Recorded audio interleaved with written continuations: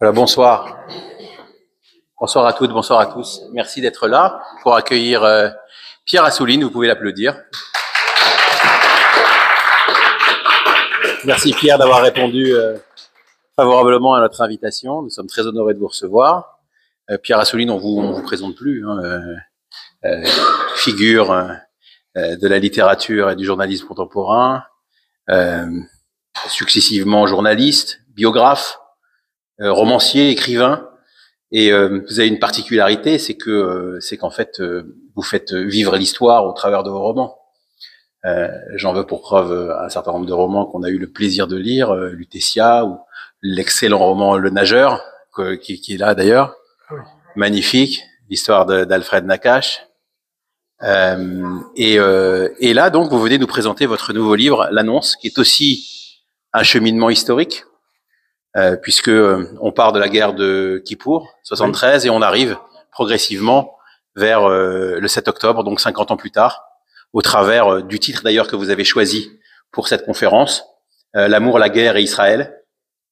Vous pourrez évidemment nous relater toutes les histoires et toute la manière dont vous avez pu élaborer ce livre, et plus généralement, avec votre œil de journaliste et d'écrivain, nous donner votre point de vue sur la situation géopolitique actuellement, la situation politique en général, et vous nous ferez part de toutes vos remarques. Cette conférence sera suivie d'une séance de dédicace, avant évidemment des questions-réponses avec le public. Merci Pierre, et nous vous retrouvons juste après votre intervention.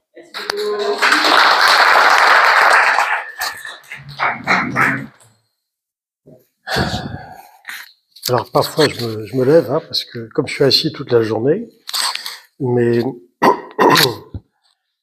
le fait que vous soyez là ce soir, alors qu'il y a le PSG à la télé, c'est important. Vous n'entendez pas? Alors je vais...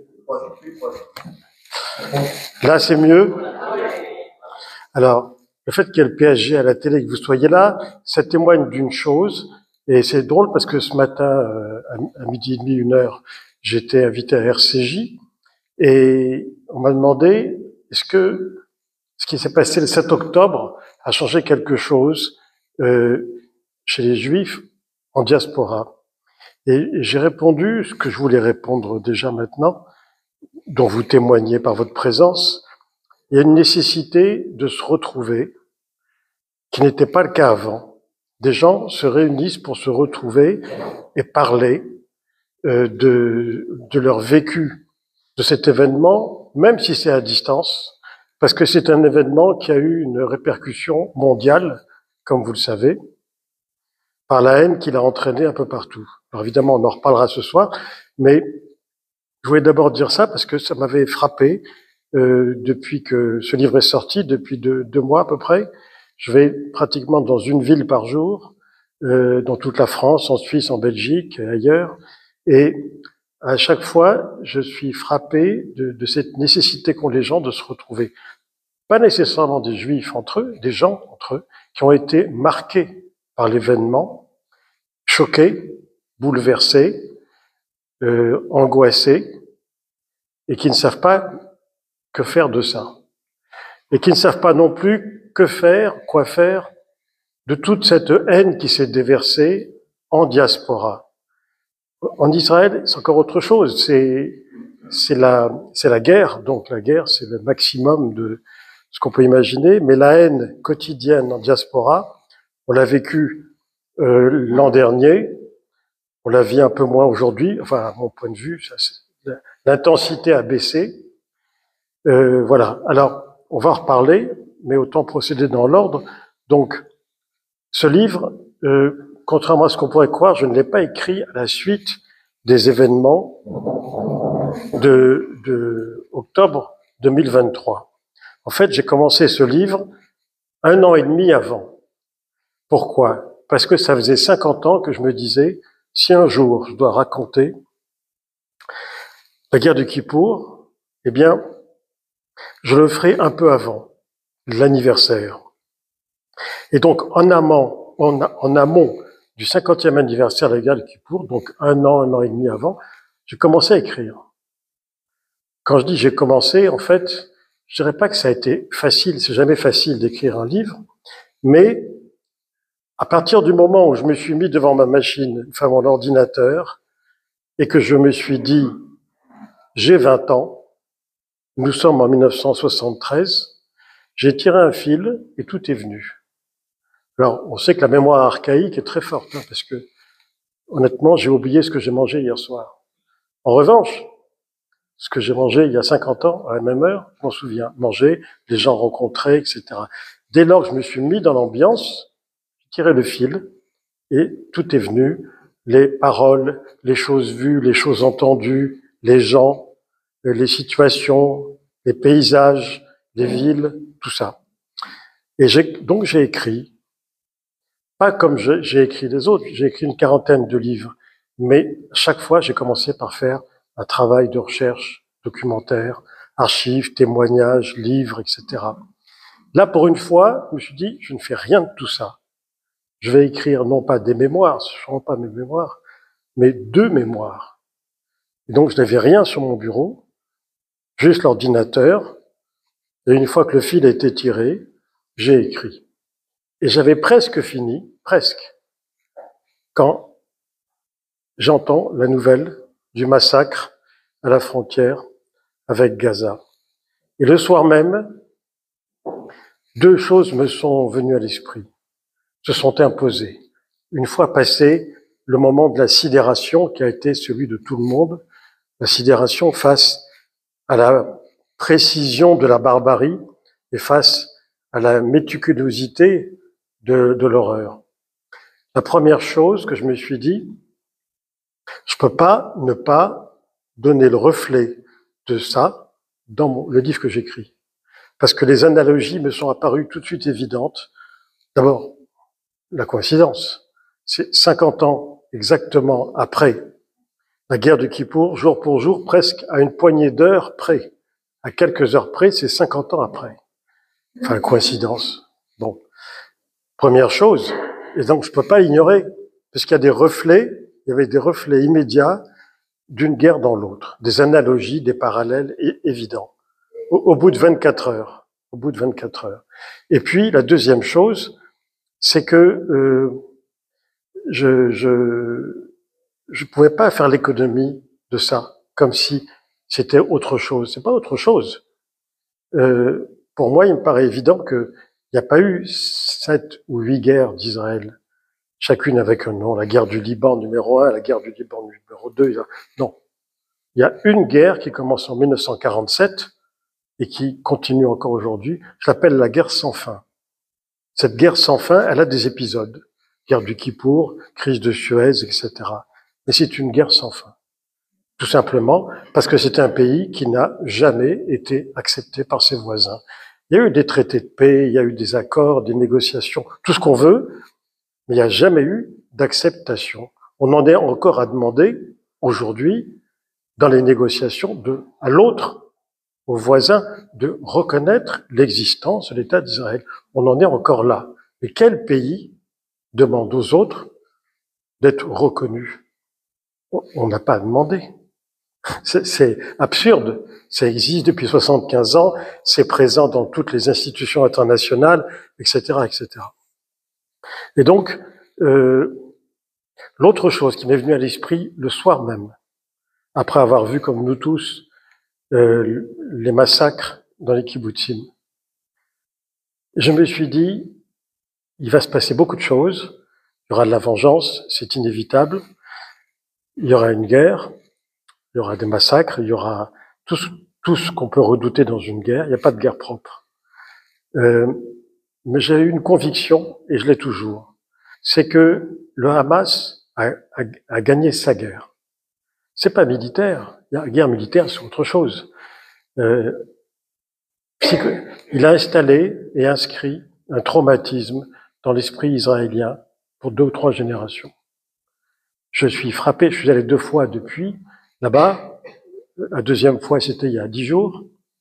Les cabinets des psychiatres, psychanalystes, psychologues ne désemplissent pas. Vous pouvez pas avoir un rendez-vous avant des mois. Et ce ne sont pas des soldats. Les soldats sont soignés par l'armée. Ce sont des civils. Ça va vous étonner, les cabinets des dentistes. Vous savez pourquoi? Parce que le simple citoyen, la nuit, il grince des dents de stress, d'angoisse.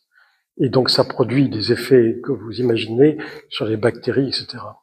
Donc, cette situation dont on dira, comme d'habitude, mais c'est normal, mais ils ont l'habitude, ils sont israéliens, ils savent ce que c'est que la guerre, ils sont durs au mal, et puis, la fameuse résilience israélienne que tout le monde loue. Sauf que, quand on parle avec les gens, ils vous disent, ça suffit la résilience. Enfin, moi, c'est ce qu'ils me disent. Ils disent non, parlez plutôt d'une fuite en avant. Parce que c'est existentiel, et parce qu'il n'y a pas le choix. Ne parlez pas de résilience, parce que ça fait de nous des gens supérieurs, extraordinaires, et après tout, ils ont l'habitude des guerres, et donc pourquoi pas encore d'autres guerres. Eh bien, je connais des Israéliens, je dis pas tous, j'en ai vu certains, qui disent la fuite en avant, c'est ça, ce qu'on vit, et on a de moins en moins envie de la vivre. C'est pour ça que, même si c'est dur à entendre, il faut savoir que les chiffres de la Yérida, c'est-à-dire le retour vers la diaspora, sont plus importants que les chiffres de l'Alia aujourd'hui. Malgré toutes les démonstrations, tout ce qu'on veut dire à ce sujet, c'est comme ça. Voilà. Et ça peut se comprendre, parce que c'est très difficile à vivre.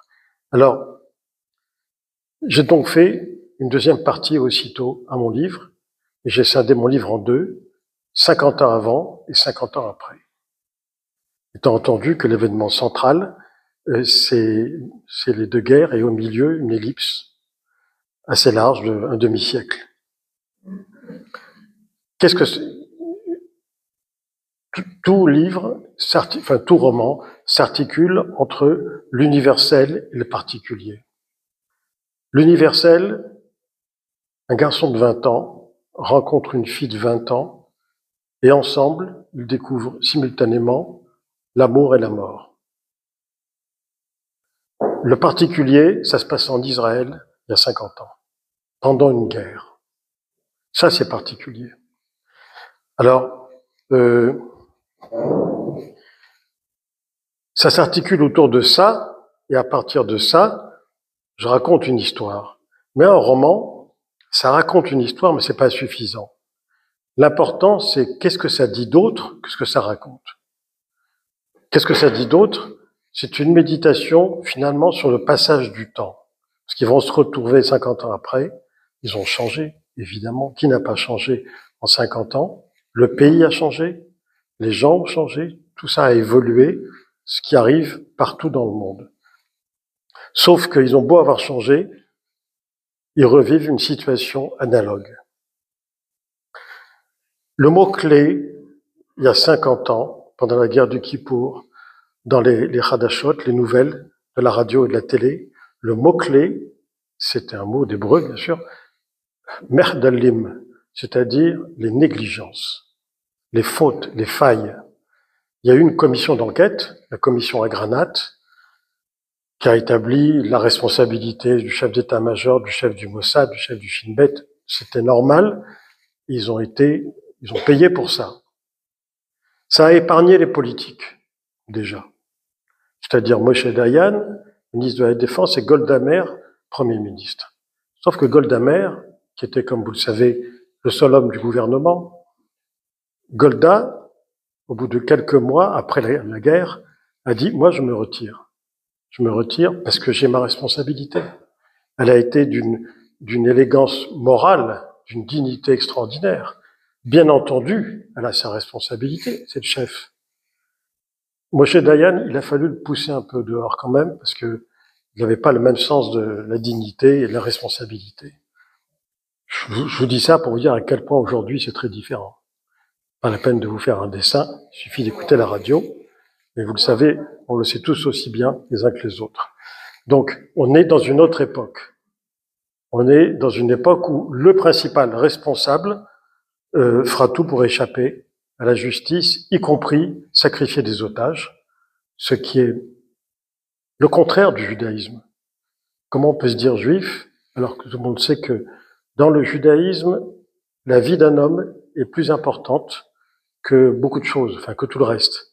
Comme vous le savez, en temps normal en Israël, la mort ou la disparition d'un soldat, c'est un deuil national. Là, c'est 1200 d'un coup. Donc, c'est des proportions qui sont totalement inédites. Enfin bon, tout ça n'est jamais arrivé.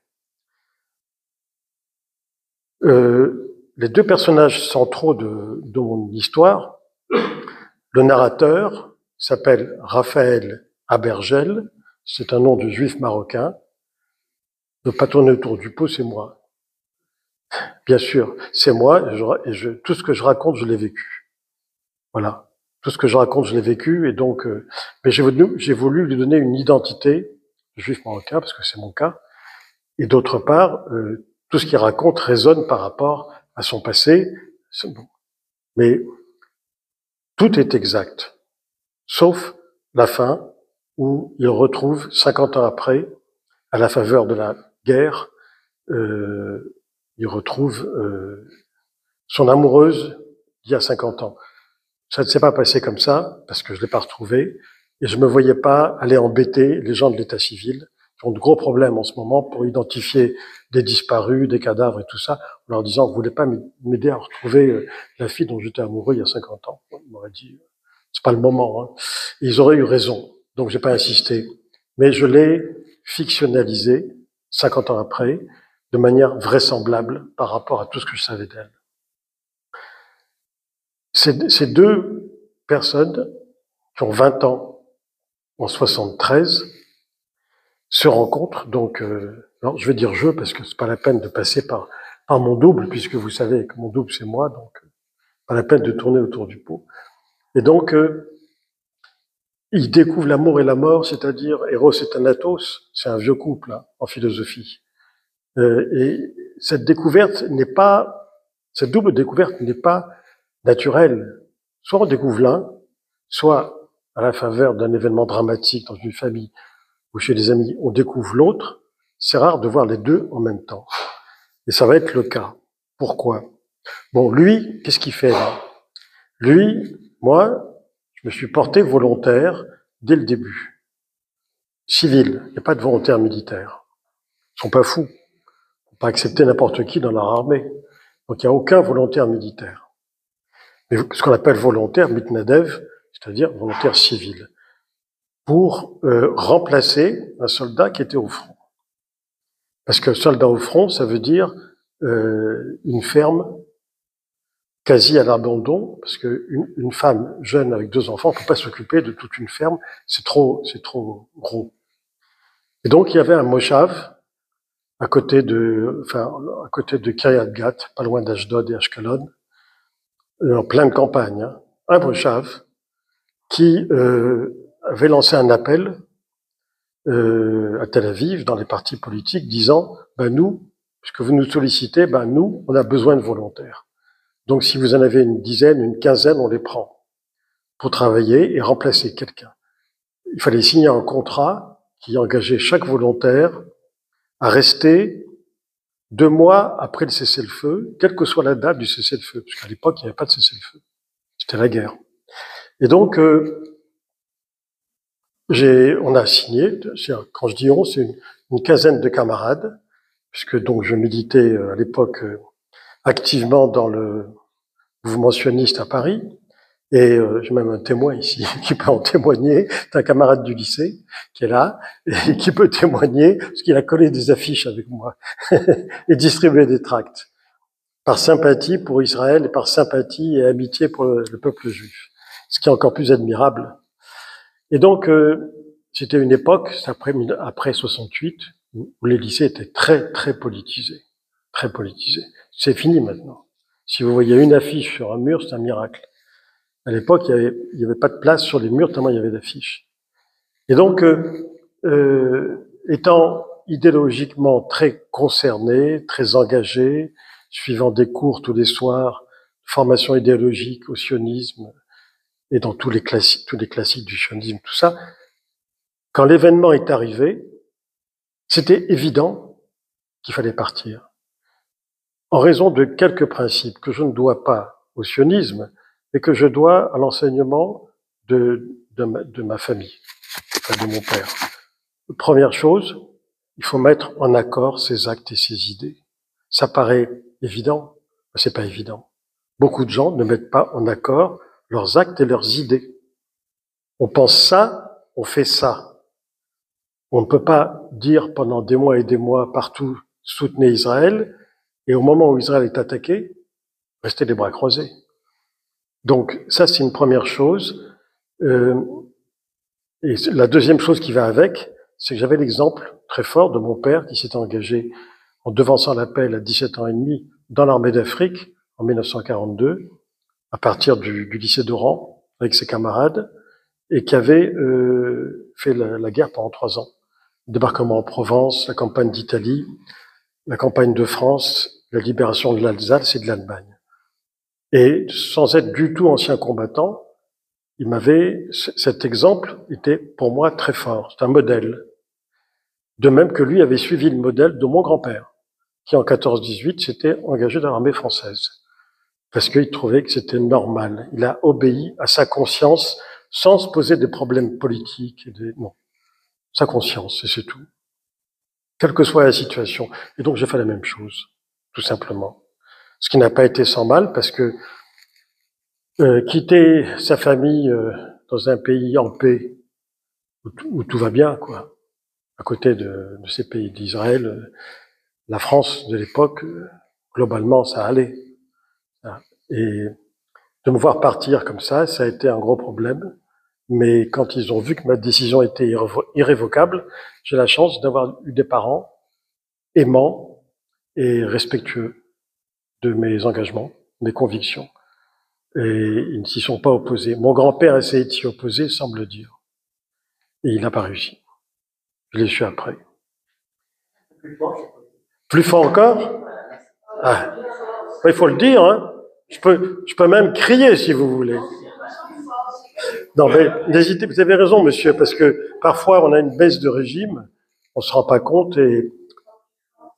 Oui, allez-y, Pierre. Critiquez pas le micro. Il n'y est pour rien, le pauvre. Et donc, même mieux sans micro? Ah oui. Monsieur. Ah bon, bah alors. Ah ben oui, alors.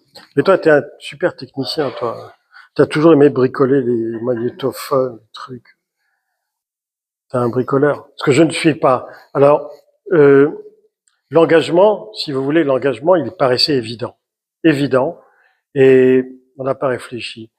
Les premières images qui me sont venues, enfin revenues, 50 ans après, c'est déjà l'avion. L'avion, d'abord, il n'y en avait pas, puisqu'il n'y a pas de vol. Et on nous a trouvé une quinzaine de places dans un avion qui ne transportait que du sang. Sur les sièges, il n'y avait que du sang pour les soldats de Tsahal. De France. Oui. Du sang, oui. La Croix-Rouge française, je suppose que c'était la Croix-Rouge, puisque l'avion avait été affrété par la Croix-Rouge. Donc c'est la Croix-Rouge française. Vous savez, ça paraît bizarre aujourd'hui, mais il y avait une solidarité extraordinaire. C'était quand même, Israël était le pays attaqué, ne jamais oublié, envahi par 2 armées voisines, lesquelles ont été soutenues au bout de quelques semaines par tout le monde arabe qui était derrière. Il y a même eu une brigade marocaine, ce qui m'a fait mal au cœur. Oui, et qui a été décimée d'ailleurs. Ils s'en sont rappelés. Donc, face à cette masse, une solidarité en Europe extraordinaire qu'on a du mal à expliquer aujourd'hui, notamment aux plus jeunes qui sont obnubilés par l'image d'Israël d'aujourd'hui, qui n'a rien à voir. Donc la solidarité a été là. Et donc le sang, oui, le sang occupait tous les sièges, sauf une quinzaine. Et il y avait un siège occupé au début de l'avion. Un monsieur beaucoup plus âgé que nous, très bel homme, qu'on avait reconnu tout de suite. C'était le sosie de l'acteur Kurt Jürgens. C'était Asher Ben Nathan. Asher Ben Nathan, l'ambassadeur d'Israël en France, qui rentrait en Israël pour enterrer son fils, qui avait été tué au combat. Et donc, quand on est arrivé, quand on a survolé l'aéroport, là, c'est une deuxième image que je n'oublierai jamais. On m'a dit, regarde par le hublot. Je regardais par le hublot et on voyait absolument rien. C'est-à-dire que c'est la première fois, d'ailleurs c'est la seule fois de ma vie où là, un avion dans lequel j'étais a atterri dans un aéroport plongé dans l'obscurité totale à cause des bombardements. Donc on voyait rien. Je me disais, mais comment on peut atterrir? Enfin, bon, les pilotes savent faire. Et donc on a atterri dans le noir. Et dès qu'on est sorti, une camionnette est venue nous chercher. L'aéroport était vide, sauf des soldats. Et sur la route, on était arrêté par des lycéens qui avaient des seaux de peinture noire et qui effaçaient, qui oblitéraient les phares pour pas qu'il y ait de lumière du tout. Évidemment, tout le monde laisse faire. Je veux dire, il y a une complicité, une solidarité civile qui était évidente. Après, on nous a pompé le sang, ça nous a mis complètement à plat, parce que dans ces moments-là, on vous dit pas, tiens, un petit peu, là, un petit peu, vous aurez un biscuit. Non, là, c'est bon, peu importe. Et voilà, le lendemain, on arrive dans ce moshav, et dans ce moshav, on distribue les tâches, et on m'a dit, à toi, qu'est-ce que tu veux? Je dis, moi, ce que vous voulez, je suis là pour aider. Bah écoute, il y a une femme qui est seule, comme toutes les femmes d'ailleurs, qui est jeune, mais qui peut pas s'occuper de 2000 dindons. Je dis, 2000 dindons? Pour quelqu'un qui sort de l'université de Nanterre, c'est un peu des études d'histoire à Nanterre, passer un poulailler de 2000 dindons. Elle m'a amené, elle me dit, tu vois, c'est ça. Ils viennent d'arriver, ils sont petits, mais t'inquiète pas, ils vont grossir. Je dis, oui, ça, je n'en doute pas. Et elle m'a montré, elle m'a dit, tu vois, ces sacs de graines, bah, tu les mets sur l'épaule parce que c'est trop lourd pour moi. Tu les mets à l'épaule et en permanence, tu vas alimenter le loul, le poulailler, avec des systèmes de... Et pareil pour l'eau. Bah, c'est toute la journée. Hein. Et heureusement, j'étais sportif à l'époque et je suis resté, mais à l'époque, j'étais plus jeune, donc et ça allait. Ça allait, voilà. Donc et tous les soirs, on était épuisés, mais on discutait énormément entre nous de la situation, bien sûr, parce que pour ma chance, elle ne parlait que l'hébreu et ses petits aussi. Et donc on regardait religieusement les nouvelles à la télé, toute la journée la radio pour avoir les nouvelles du front et tout ça. Et donc ça m'a permis à l'époque d'apprendre l'hébreu comme ça. Ensuite. Bon, c'était notre vie quotidienne. Et puis très vite, ils nous ont dit le Shabbat, vous allez vous balader, profitez-en, ne travaillez pas. Donc on allait à plusieurs ou parfois tout seul se balader dans Israël, aller à la rencontre des gens, du pays, de manière très libre. Il n'y a pas de touristes, il n'y a pas un touriste. Donc ça permettait de découvrir les gens différemment, parce que faut pas croire, hein, dans ces moments-là, ils n'ont pas une tête d'enterrement. Dès qu'ils rentrent du front, ils vont en boîte de nuit, ils vont au cinéma, ils vont partout. C'est ah oui, bien sûr, bien sûr. Comme je pensais moi-même.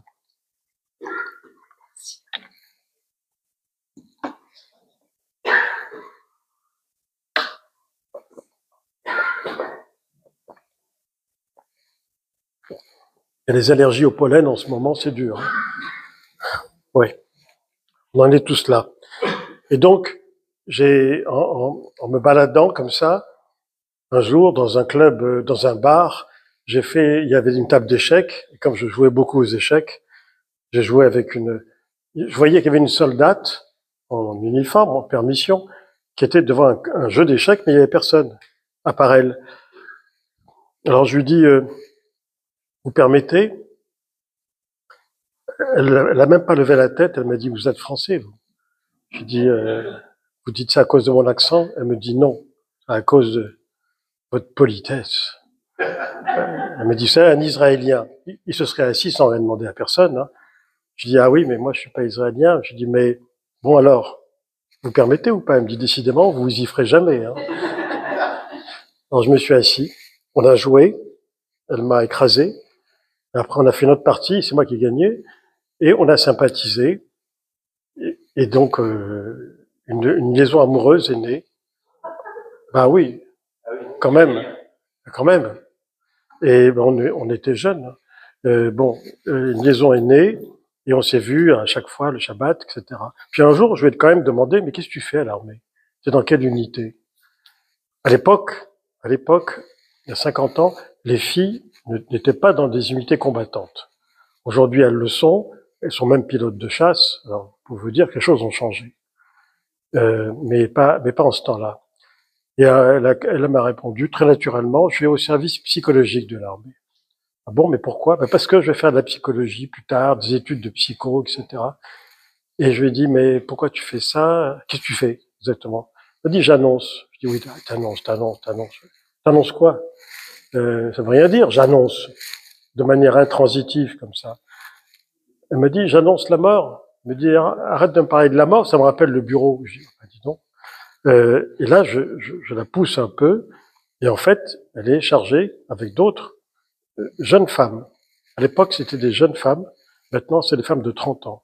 Ils se sont quand même aperçus entre-temps que c'est lourd pour une jeune femme, donc d'aller dans une famille et d'annoncer la mort d'un fils, d'un frère ou d'un père à une femme, souvent seule ou avec des jeunes enfants. Ça, la plupart du temps, c'est une femme. Une fois sur 10, c'est un homme, mais la plupart du temps, c'était une femme. Et donc, parfois, bon, je l'accompagnais pour on reste ensemble. Puis parfois, il fallait observer et puis donner un coup de main parfois. Si c'était des nouveaux immigrants, enfin nouveaux depuis 7 ou 8 ans, mais d'origine originaire de l'Empire français, voilà, genre d'Algérie ou du Maroc, et qui parlaient français, je pouvais aider. Et donc, parce que dans ces moments-là, on est un peu désemparé. Je veux dire par là que il y a un protocole à suivre. Et elle me l'a raconté. Mais le protocole, il faut qu'il s'adapte aux circonstances.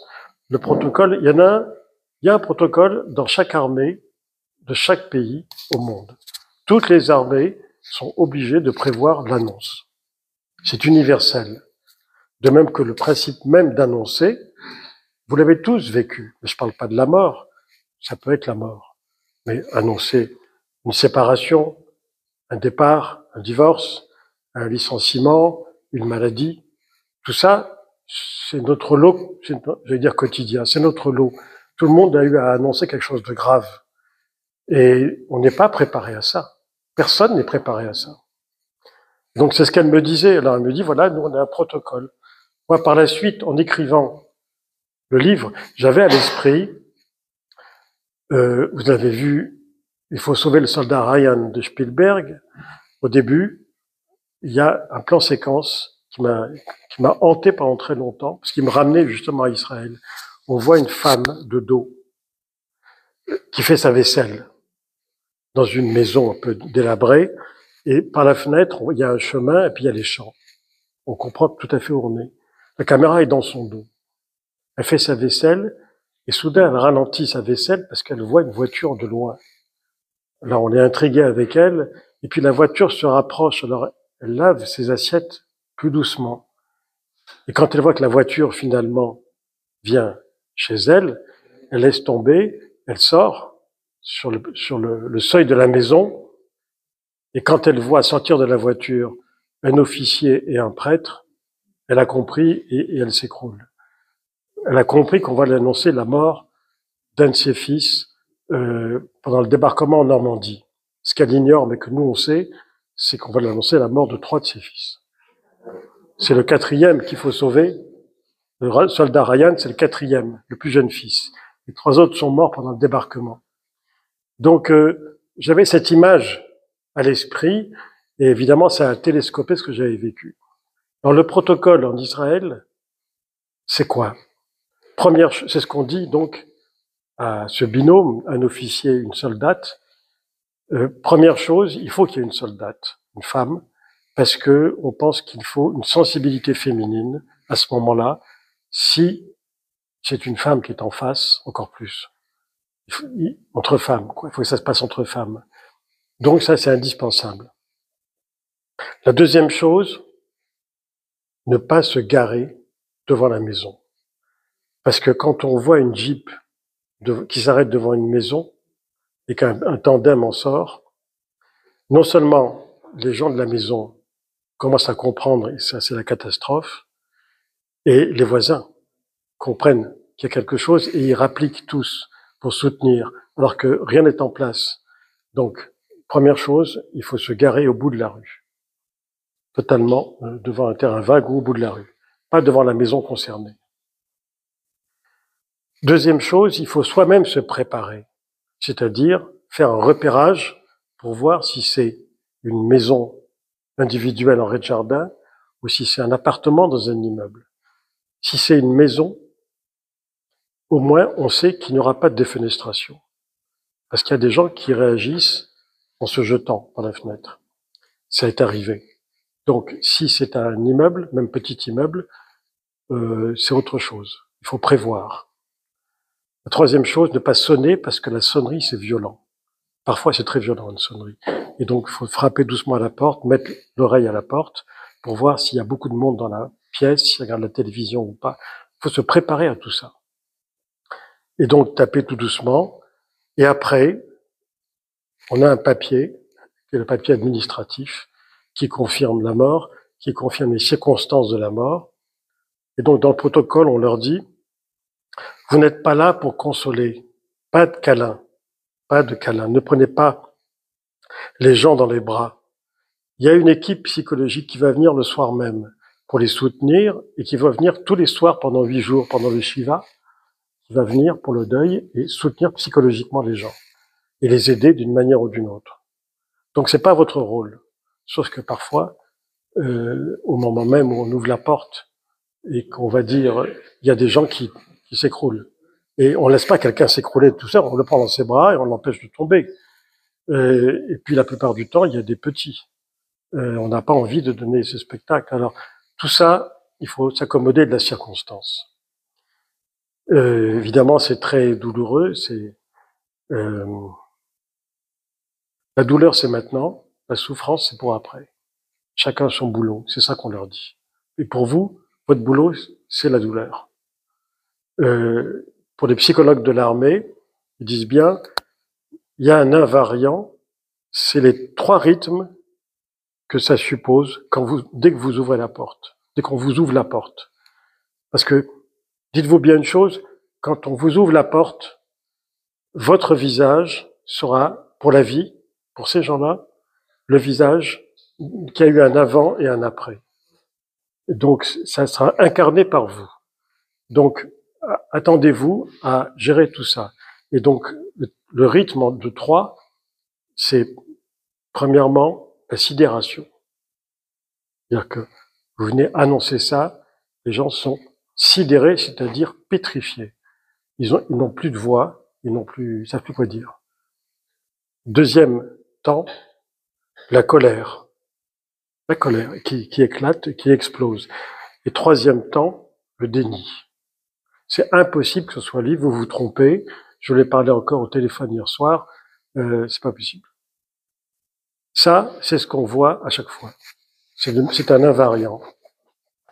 À partir de là, quand vous savez que certains, comme Esther, mon héroïne, annoncent 2 ou 3 fois dans la journée, vous pouvez imaginer qu'à la fin de la journée, voilà.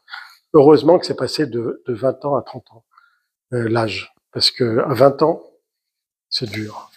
C'est très dur. D'ailleurs, Esther a eu quelque chose qui est maintenant, on savait pas ce que c'était à l'époque, elle est tombée dans le coma un jour, tombée dans le coma, comme ça. Et évidemment, à l'hôpital, ils se sont occupés d'elle.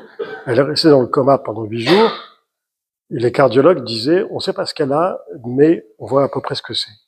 On sait pas comment ça s'appelle, on sait pas ce que c'est. Mais on va la soigner comme si c'était un infarctus. Et c'est ce qu'ils ont fait, et elle est revenue à elle, et elle est repartie au combat, j'allais dire. Des années après, c'est drôle, hein, c'est encore des signes. J'étais en train ce que je viens de vous raconter, de l'écrire. Donc il y a 1 an et demi, j'étais en train de l'écrire. Je vous jure que ça s'est passé comme ça. Et en l'écrivant, je fais comme tous les matins, toute l'année, depuis toujours, ma revue de presse. Sauf que maintenant, je la fais en ligne, pas avec des journaux papier. Je lis des journaux de toute la France, mais aussi surtout de l'étranger. Et je commence par, depuis cet octobre, je commence par The Times of Israel, qui est un très très bon journal en ligne. Très bon. Beaucoup de reportages, tout ça. Et j'avais fait une pause au moment où j'écrivais ce que je vous dis sur son coma.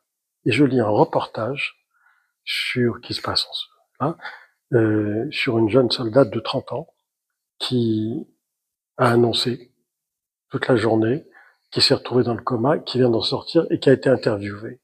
Et ce qu'elle racontait, c'est exactement la même chose. On rendez compte la coïncidence. Mais simplement, ce qui est nouveau, c'est qu'en 50 ans, on a quand même découvert ce que c'était. Et les cardiologues japonais, c'est pour ça que ça porte un nom japonais, ont découvert ce que c'était, c'est-à-dire ça arrive essentiellement chez les femmes. En principe, on n'en meurt pas. Ça peut arriver qu'on en meure, mais en principe, on n'en meurt pas après un long coma. Et c'est un trop-plein de stress dans une même journée qui fait une compression sur les artères coronaires et qui provoque comme un embouteillage et une suffocation. Le résultat apparaît plus ou moins, là je résume parce que je n'y connais rien, mais je me suis fait expliquer par des cardiologues, le résultat apparaît comme un infarctus, mais c'est pas un infarctus. Alors ça s'appelle le syndrome de Tsukubo, mais dans le reste du monde, à part le Japon, on l'appelle le syndrome du cœur brisé, ce qui est plus facile à dire et plus poétique. D'ailleurs, j'ai failli appeler mon livre Le cœur brisé, mais je craignais un malentendu, c'était un peu trop romantique. Donc, elle aura ça, voilà, et on va donc se fréquenter pendant les 3 mois de la guerre et de l'après-guerre, puisque nous sommes, enfin nous les volontaires, nous sommes repartis à Noël. Arrivé début octobre, on est reparti à Noël. Certains sont restés, ont fait leur alia, et ils y sont encore. D'autres ont fait leur alia et sont revenus depuis en France, puis d'autres encore ne sont rentrés en France tout de suite. Chacun a suivi son destin. Esther est restée là-bas. Je ne sais pas ce qu'elle est devenue parce que, comme c'était pas des vacances, on n'a pas échangé nos adresses. Et après, voilà, je l'ai jamais retrouvée, jamais eu de nouvelles. Hein, c'est classique en Israël, ça n'a rien d'extraordinaire. C'est un peu dur, mais ce qui est dur, ils ont l'habitude. En France, on dirait, oh, quel dommage. Enfin, ça serait beaucoup plus romantique. Mais nous ne sommes pas dans la guerre permanente depuis 75 ans. La deuxième partie, donc le retour, 50 ans après, tout ça, ça m'a permis d'étendre le sujet, si je puis dire, à une méditation sur le passage du temps sur les gens, en quoi ça les transforme physiquement, en quoi ça les transforme moralement. Ne jamais oublier quand on retrouve quelqu'un qu'on n'a pas vu depuis 50 ans, ce qui m'arrive depuis peu, parce que avec ce livre, c'est que si on a une surprise en voyant l'autre pour la première fois, il faut dissimuler sa surprise. D'abord parce que c'est pas gentil, ça veut dire mon Dieu, dans quel état elle est, mais surtout, il faut la dissimuler. Pourquoi? Parce qu'elle ne fait que nous renvoyer l'image de notre propre reflet. Et que, nous, c'est pas terrible non plus, hein, faut pas croire. Donc, le passage du temps, c'est quelque chose, pour moi, qui est éminemment proustien. La recherche du temps perdu, c'est entièrement une méditation, une réflexion là-dessus. Hein. Et donc, je me suis pris là-dedans et je me suis pris au jeu. Mais, écoutez, j'étais la semaine dernière en Israël toute la semaine, invité à faire des conférences sur mon livre. Haïfa, Tel Aviv, Jérusalem. La veille d'une conférence, j'étais pas frais parce que pendant la nuit, à 4 heures du matin, les Houthis ont eu la bonne idée d'envoyer des missiles sur Tel Aviv. Et donc, il fallait les sirènes. Les sirènes sont assourdissantes. On peut pas rester sans rien faire.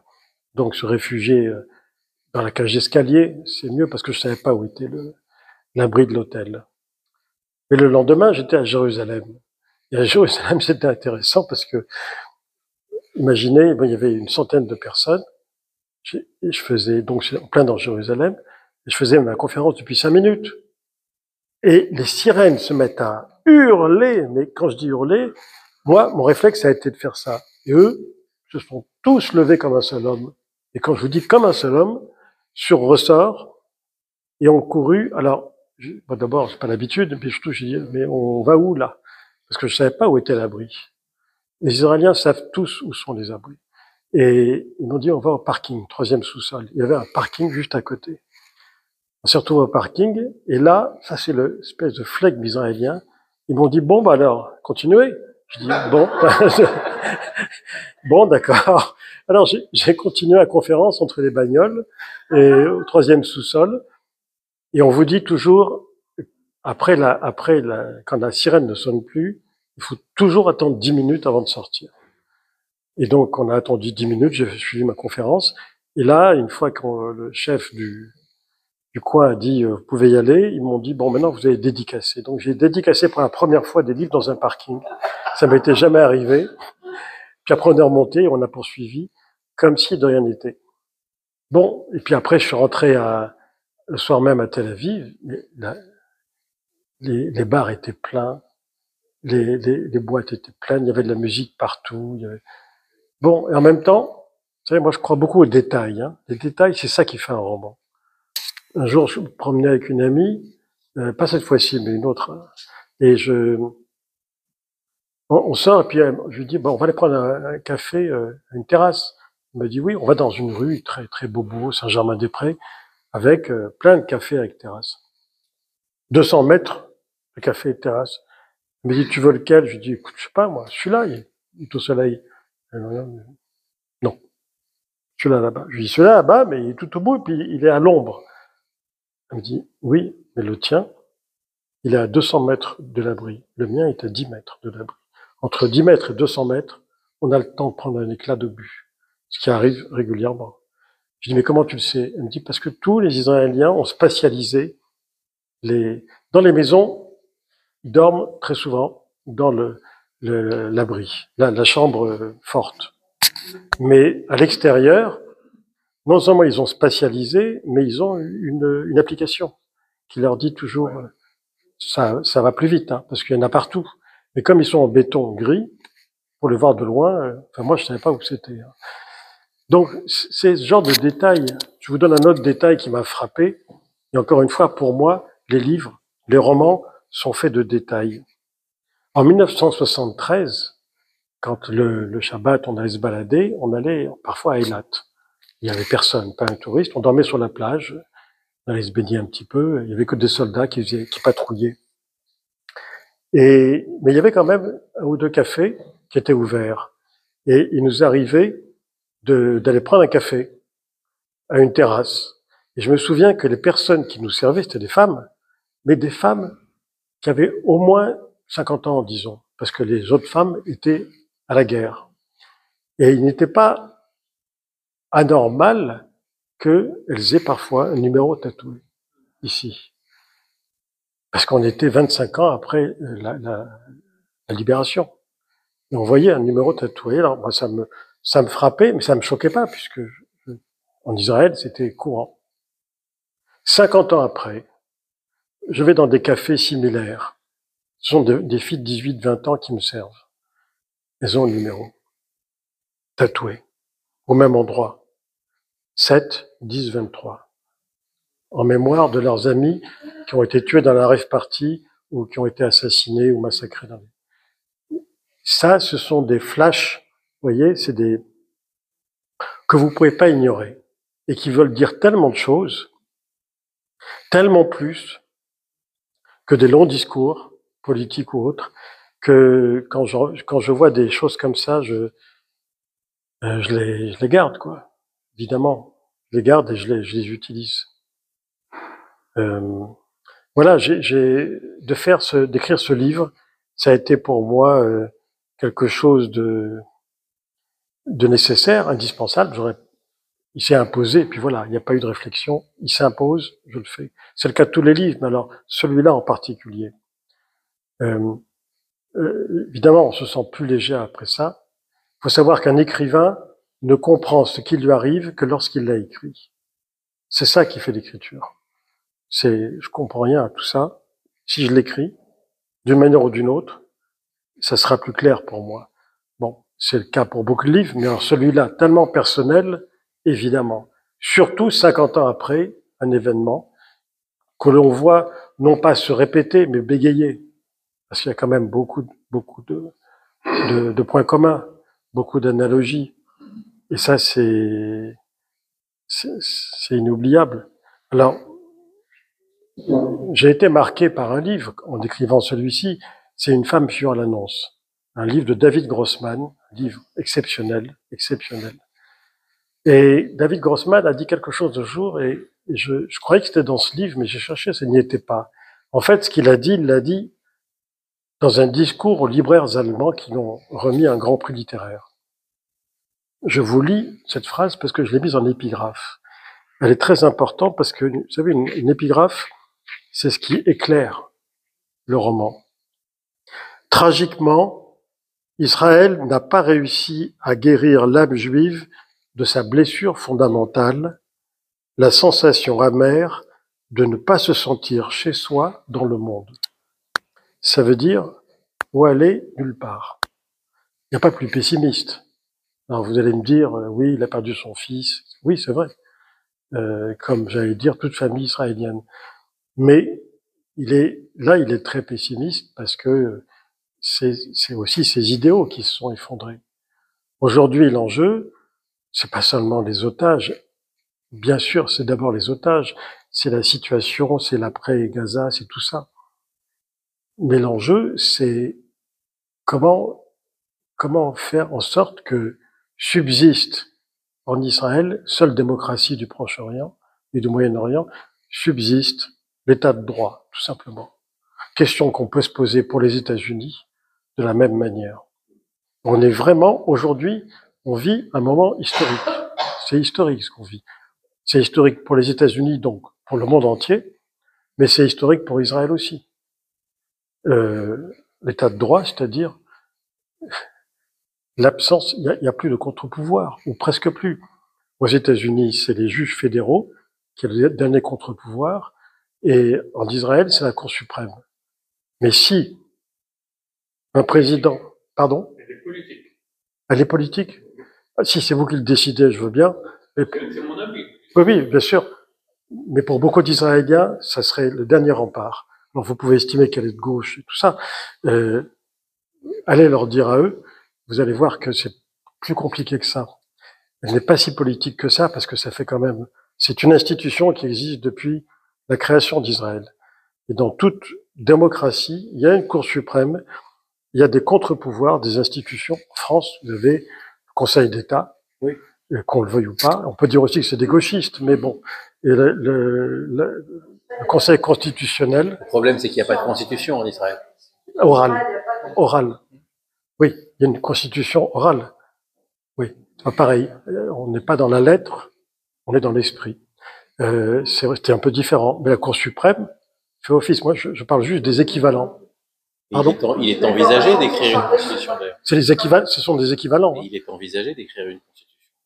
Oui, pas en ce moment, à mon avis. Parce que... Chaque chose en son temps. Mais... Oui, ce serait formidable.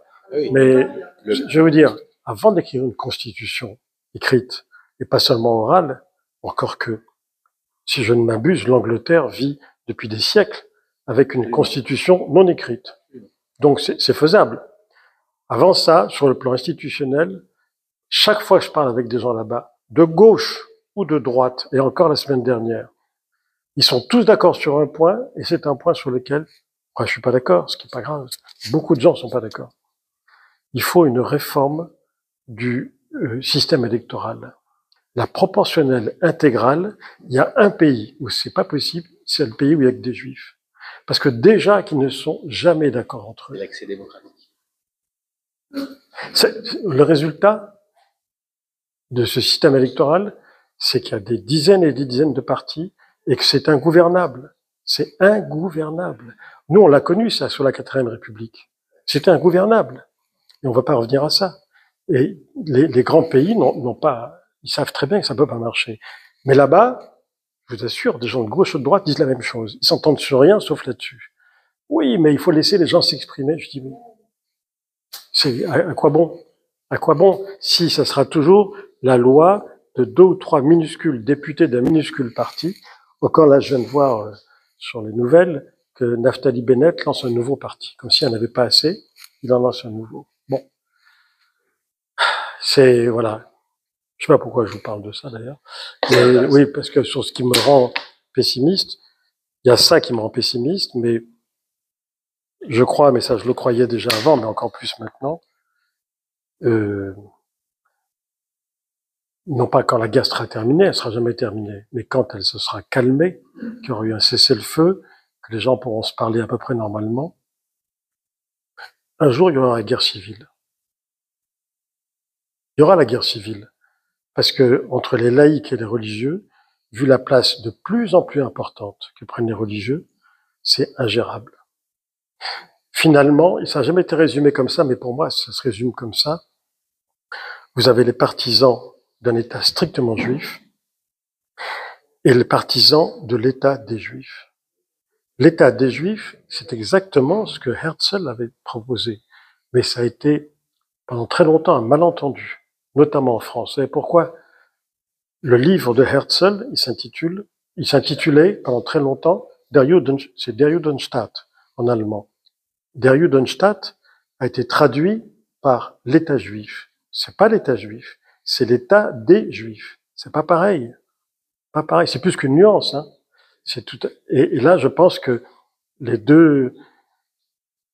C'est impardonnable pour les Israéliens que 1 millier de Haredim se soient présentés à la conscription alors que plus de 70 000 avaient été appelés. Les autres n'ont pas été, tout simplement, et ils n'encourent aucune sanction. C'est pas normal. D'où votre pessimisme? D'où mon pessimisme. Comment vous pouvez demander à des jeunes de mourir pour défendre des gens qui, un, ne veulent pas travailler et deux, ne veulent pas se battre?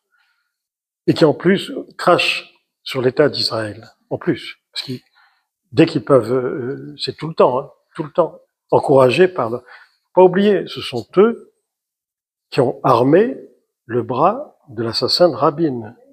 Moi, je rappelle toujours, quand il y a des débats, si on parle de Rabin, je leur dis, n'oubliez jamais, c'est pas un arabe qui a tué, c'est un juif qui l'a tué.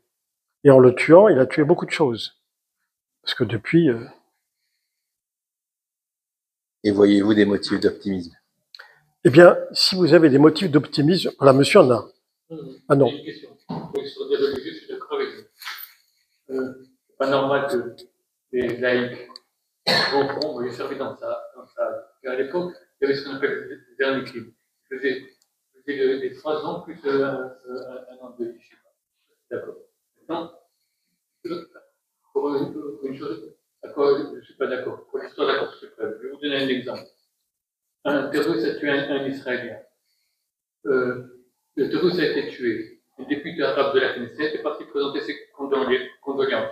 Il a été suspendu par la Knesset. Suspendu, il n'a pas été fusillé ni rien. Il a été suspendu. La Cour suprême a annulé la suspension. Pas normal. Vous auriez voulu qu'il soit exécuté? Il n'a pas dit exécuté. Ah non. A annulé la suspension. Ah, elle a annulé la suspension. Il a été suspendu de la Knesset. Oui. J'ai jamais dit. La Cour, mais c'est pas politique, ça. C'est pas de la politique. Non, ça n'en a pas. Oui, ah oui, d'accord, oui. Oui, bah, vous pouvez compter, vous savez, depuis hier soir, on n'arrête pas de contester une décision des juges, s'agissant de Marine Le Pen. Là, tout d'un coup, tout le monde est expert en droit public. Non, je parle pas de ça, mais je parle de la France. Hein. La France, depuis hier soir, avec Le Pen, tout le monde est expert maintenant. Là, la Cour suprême, c'est un garant du respect du droit. Alors, si ça ne va pas, on peut changer le droit. 2, il y a des recours, il y a des appels. Et 3, les lois sont votées par la Knesset. Si les lois ne conviennent pas, ben, on en vote d'autres. C'est le principe de la démocratie. Hein. Il y a des choses qui paraissent scandaleuses aux Français, s'agissant, par exemple, quand on voit quelqu'un qui a donné un coup de couteau, qui a blessé quelqu'un, qui parfois est entre la vie et la mort, eh bien, il se retrouve en liberté provisoire. Allez expliquer ça à la famille. Allez expliquer ça. C'est détention provisoire. En détention provisoire. Oui, pas en liberté, pardon. Détention provisoire. Ou même parfois libéré. Mais Pierre, on a commencé les questions, donc on va les prendre. À moins que vous vouliez rajouter quelque chose. Non, très bien. On peut commencer par les questions. Les questions, n'hésitez pas. Alors, ma question est très actuelle. C'est quoi le Qatargate? On en parle beaucoup. Qatargate, on appelle ça, sous les noms un peu bêtes, mais des collaborateurs et membres du cabinet de Netanyahou ont été pris la main dans le sac, ayant été corrompus par le Qatar, parce que comme vous le savez, on trouve pas mal d'affaires aujourd'hui d'espionnage à base de corruption financière, tout simplement, soit au profit du Qatar, soit au profit de l'Iran.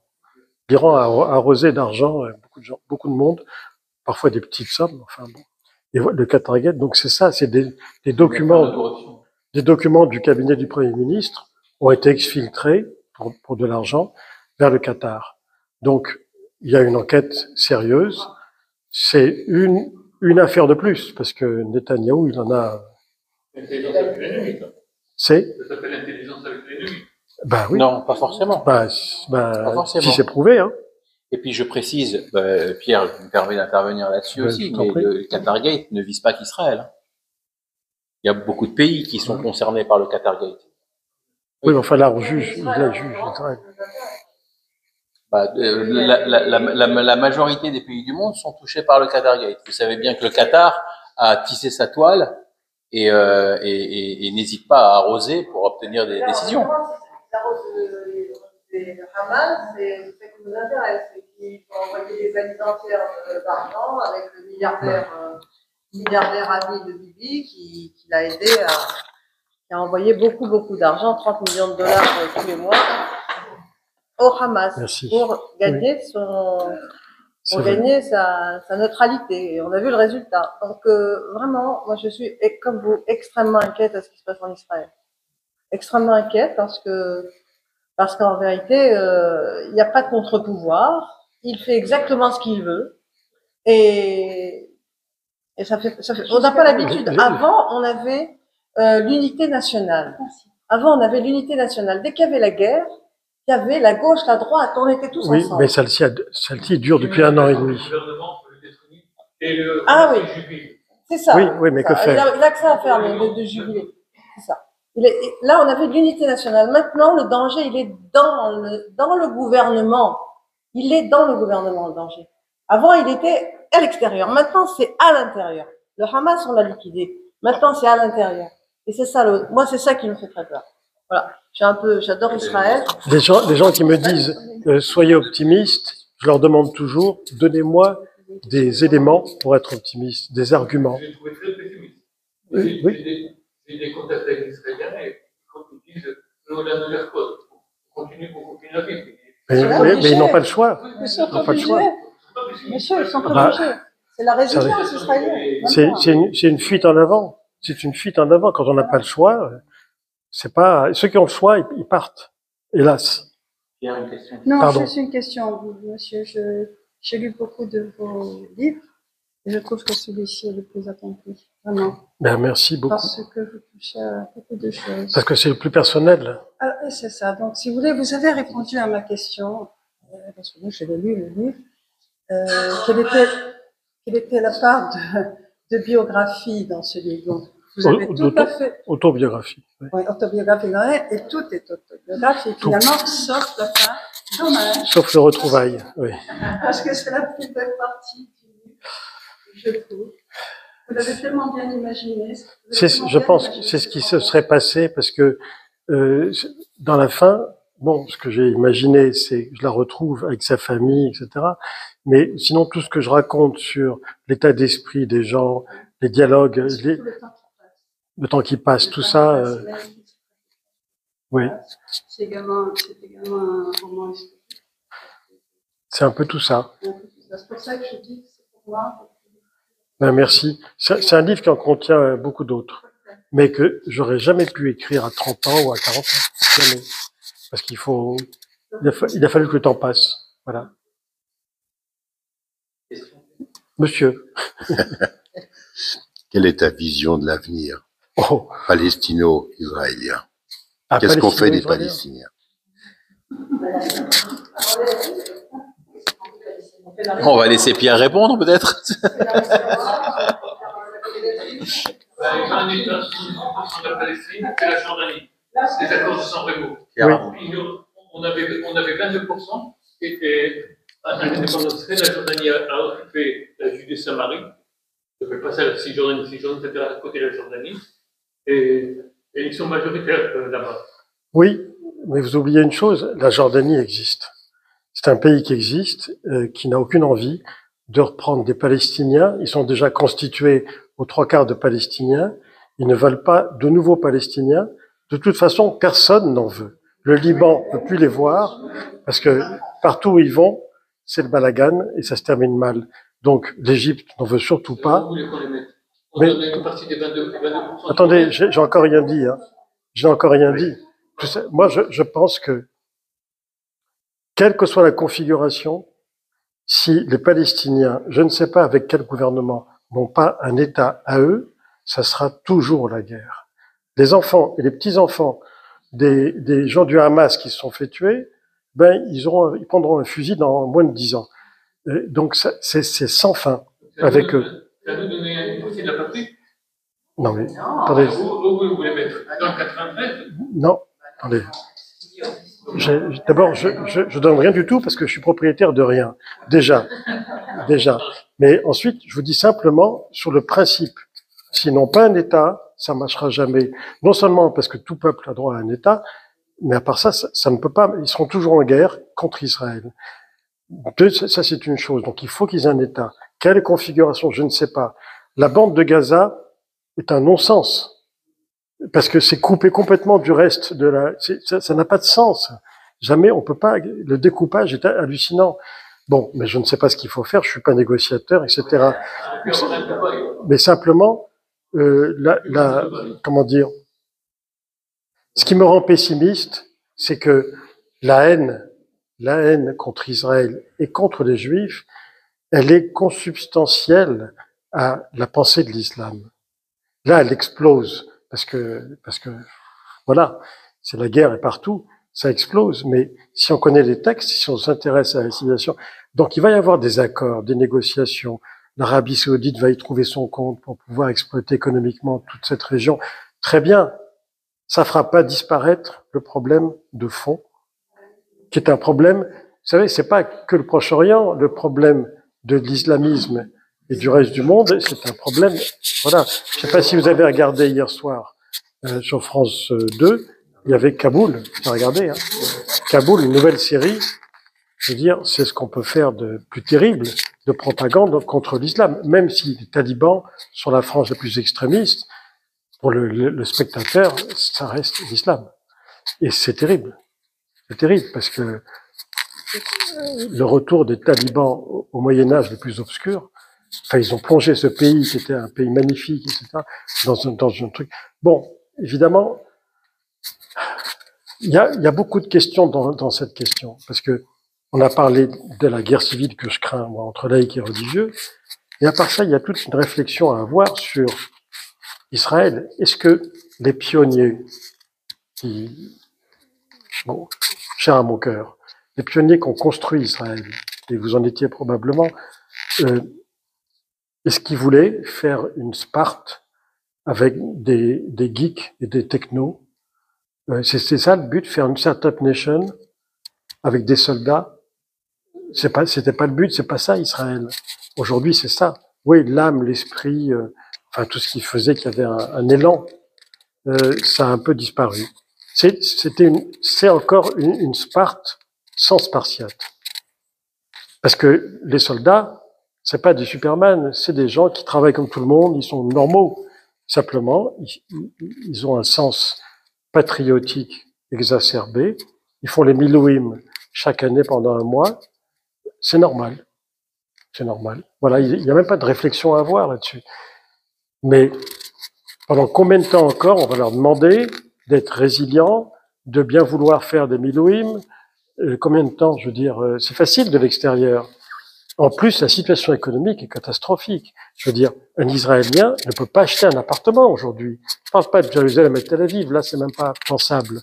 Je parle même dans des villes comme Beersheba, Haïfa, j'étais à Haïfa, ils m'ont dit, qu'est-ce que vous croyez? Ici c'est aussi cher que là-bas. C'est impossible. Un jeune couple qui s'installe ne peut rien acheter. Et la vie de tous les jours, c'est-à-dire le supermarché, c'est au-dessus des moyens de la plupart des gens. Au-dessus. Pardon, tu voulais... Où? Non, mais ça ne peut pas être en dehors du périmètre, mais ben oui, mais oui, d'accord. Désolée, mais Madame, oui. oui, je voulais dire, le problème n'est pas territorial. Cette guerre a montré que le problème n'était pas territorial. Ils veulent juste supprimer Israël. Donc, vous pouvez leur donner quelques territoires que ce soit, ils ne seront jamais satisfaits, puisqu'ils veulent 100% d'Israël. Ils veulent qu'Israël disparaisse.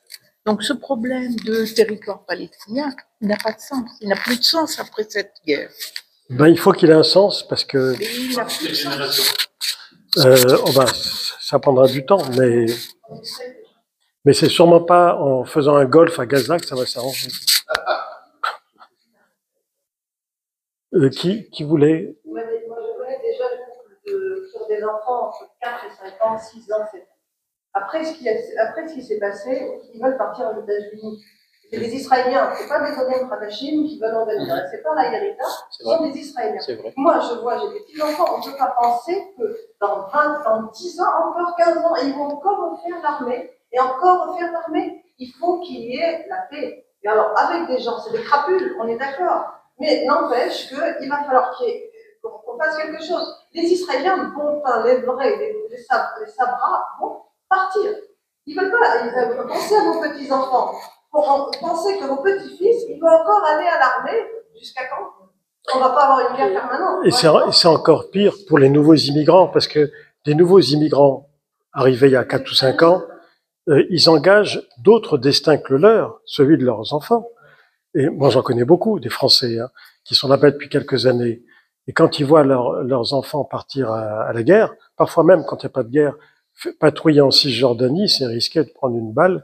Et puis même, marcher dans Jérusalem, moi, quand j'y suis, j'ai adopté le pas irlandais, c'est-à-dire 2 pas devant, 2 pas derrière. Parce que c'est les parachutistes marchaient comme ça là-bas, parce que en Irlande, les Anglais prenaient des coups de couteau dans le dos. Et là, c'est pareil. C'est pareil. Ce qui est terrible, c'est que à Jérusalem, j'avais ce réflexe, parce que je sais que c'est tous les jours, hein, que on prend un coup de couteau. Et puis, la veille de partir de France pour Israël, quand je dis je fais une ville par jour, j'étais à Mulhouse. Et le libraire qui m'a invité, il me dit, il y aura 25 personnes. Je dis, bon, ben, très bien. Il me dit, non, il y en a 100 d'inscrits, il y aura 25 personnes. Ben, je dis, je ferai avec, c'est pas grave. Et donc j'ai remercié les gens et je leur ai dit, et le libraire a dit, écoutez, c'est simple, il y a 3 jours, un islamiste a tué à coups de couteau dans la rue, ce qui est vrai, hein, ça a fait une histoire, 2 personnes et blessé gravement une 3e personne. Depuis 3 jours, à partir de 18h, Mulhouse est une ville fantôme. Et effectivement, après cette conférence, on a marché pour aller au restaurant, et personne dans la rue. Vous n'êtes pas embêté? Je le vois en tant que juif, en tant que, enfin, auteur, j'ai écouté à la radio et vous avez parlé de manière magnifique. Est-ce que vous n'êtes pas, c'est-à-dire quand vous allez vous présenter en France, à droite, à gauche, est-ce que personne ne vous dit, le libraire vous dit non, peut-être pas, non, pas menacé dans le sens. Je touche du bois. Est-ce que les gens vous disent pas, non, bah, Écoutez, pour l'instant, j'ai dû faire une une trentaine de rencontres dans toute la France, en Suisse et en Belgique. La Belgique, je m'attendais. Mais en même temps, quand j'ai écrit le livre, je dis toujours, moi, un écrivain ne doit jamais se soucier de la réception de son livre. Il écrit ce qu'il a à écrire. Bon, là, maintenant que je suis sur le terrain, je me dis, bon, la Belgique, je veux y aller. Puis voilà. Pour l'instant, partout où je vais, je reçois un accueil, un très bon accueil. En plein centre de Bruxelles, à côté des Nations Unies, enfin des communautés européennes, c'est la grande librairie qui s'appelle, j'ai oublié son nom, qui est très connue, c'est une grande librairie centrale. J'étais à Angers. À Angers, il n'y a pas un juif. Hein. Simple. J'ai demandé. Il n'y a pas un juif. Ah ben, la librairie était pleine. Ils avaient même fait une librairie sur une place d'Angers. Toute une vitrine avec un immense panneau, l'annonce, et tout ça en grand. Et les gens étaient là. Ce que moi, j'en tire comme conclusion de tous ces voyages, et j'en suis qu'à la moitié. Ce que j'en tire comme conclusion, c'est que les choses ont changé. L'année passée, entre janvier et juin 2024, ça a été violent dans le monde entier. Je veux dire, il n'y a pas un jour sans qu'on n'a pas brûlé une synagogue, sans qu'on n'a pas attaqué des gens dans la rue, à New York, partout. Et puis, j'étais un petit peu sur le front, si je puis dire, parce que je suis prof à Sciences Po. J'enseigne à Sciences Po à Paris. Donc, le nombre de fois où j'ai pas pu rentrer, rien contre moi, hein, mais on avait des réunions dans l'amphi Boutmi, qui est le grand amphi, qui a été rebaptisé amphi Gaza, ben, elles étaient annulées parce que 20 étudiants, voilà. Sciences Po, c'est 150 personnes. Il y a 14 000 étudiants. Hein. 150 personnes, plus 3 députés LFI avec la cocarde, c'est tout. Et comme la rue Saint-Guillaume est petite, à sens unique, vous en mettez 150, ça bloque tout. Mais il y a 14 000 étudiants qui attendent. Bon, ça s'est calmé. C'est pas qu'on a changé de directeur, c'est qu'on a eu un directeur. Il n'y en avait pas. Et donc, j'ai l'impression, je vois que maintenant les choses ont changé, aux États-Unis aussi, avant même Trump, ça avait changé, mais avec lui, il n'y a pas de course. Ce que je vois naître là, c'est une solidarité. C'est-à-dire que les gens, maintenant, comprennent ce qu'on dit depuis toujours. Quand ça touche les Juifs, c'est signe que ça va toucher tous les Français. Donc, méfiez-vous. C'est leur dire tout le temps, ne croyez pas que c'est une histoire entre sémites ou je ne sais quoi. Non, c'est une alerte. Il faut le prendre comme un signal d'alerte. Et c'est ce que les gens vivent, parce que maintenant, ils le vivent tout le temps, puisqu'il y a tout le temps un attentat. Sans parler des attentats qui ont été déjoués. Donc, cette idée-là qu'on propage depuis des années, pour leur dire, c'est pas un sujet extérieur, ça vous concerne. Maintenant, les gens, hein, dans leur totalité, en sont conscients. Ça, c'est nouveau. Et j'ai été dans des milieux très entre soi, hein, vraiment entre soi. Le golfe de Saint-Cloud, hein, franchement, alors là, voilà. J'ai pas été membre, hein, mais j'étais invité. Et c'était très sympathique et tout. Et ils avaient conscience de la gravité des choses. Et ils venaient tous exprimer leur solidarité, en fait, par leur présence. Ça n'existait pas avant. Ça, c'est nouveau. Parce que ça a été trop loin. Trop. Si l'action suit la prise de conscience. Et ça serait quoi l'action? Manifester? Quelle serait l'action? Ah, On parle toujours de minorité bruyante et de majorité silencieuse. L'action, à mon avis, l'action la plus... Si demain, il y avait eu des élections en France, avant-hier, je vous aurais dit Marine Le Pen aurait été élue tout de suite, au premier tour. C'est ça l'action. Et oui. Mais là, aujourd'hui, je dirais même plus ça, puisque on sait plus. Mais... Ben oui, mais... 29 ans... question Monsieur? Comment pouvez-vous influencer un peu plus la presse française? est-ce que vous pouvez un petit peu plus, par des articles par exemple, intervenir plus dans la presse pour française comme Le Monde ou la Libération par exemple, pour faire connaître un peu le point de vue? Avez-vous la possibilité de leur envoyer des articles par exemple? J'ai été pendant 10 ans chroniqueur au Monde. Je fais un article par semaine pendant 10 ans. Donc, je connais un petit peu le journal, mais en même temps, je suis pas dans la machine. Je sais que Le Monde focalise beaucoup de ressentiment chez les Juifs parce qu'ils estiment que, bon, à juste titre, à chaque fois qu'ils vont trop dans un sens, le lendemain, ils vont dans l'autre sens. Mais le mal est fait. Le mal est fait. Je pourrais, oui, envoyer à l'occasion un article, mais je le ferai si vraiment j'ai quelque chose à dire de différent. Pas faire un article pour faire un article. C'est pas. Il faut qu'il y ait une valeur ajoutée.